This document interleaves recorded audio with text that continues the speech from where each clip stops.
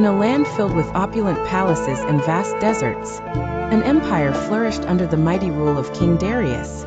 Amongst the bustling streets and towering monuments lived a man named Daniel, known widely for his unwavering faith and devotion to his God.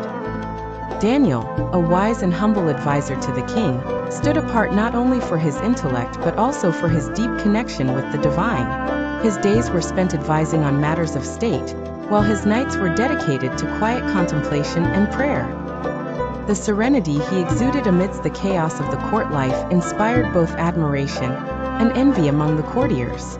Despite his honored position, Daniel's piety did not sit well with everyone. A group of envious nobles conspired to tarnish his reputation.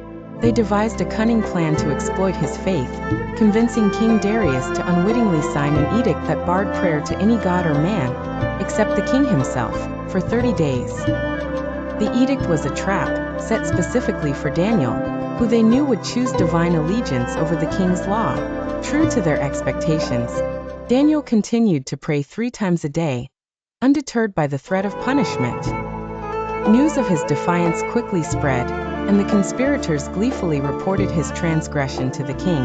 Bound by the unchangeable law of the Medes and Persians, King Darius found himself reluctantly ordering Daniel's punishment. The punishment was severe: a night in the lion's den, a place from which no man returned. As dusk fell, Daniel was cast into the den, the heavy stone sealing his fate inside with the pride of lions. However, Daniel was not alone. Kneeling amidst the predators, he called upon his faith, praying with an intensity and trust that surpassed all fear. The lions, as if touched by some invisible force, stood down, their roars replaced by calm, quiet watching. Inside the palace, the king spent a sleepless night, consumed with guilt and desperation. At dawn, he rushed to the den, his voice echoing through the cavernous entrance. "Daniel, servant of the living God, has your God been able to rescue you from the lions?" To his immense relief, a reply came from inside.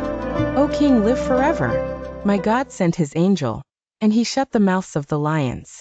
They have not hurt me, because I was found innocent in his sight, nor have I ever done any wrong before you, O king." Daniel emerged unscathed, his faith vindicated, while the conspirators faced the justice their schemes deserved. King Darius, deeply moved by the miracle he witnessed, decreed that Daniel's God was to be revered by all.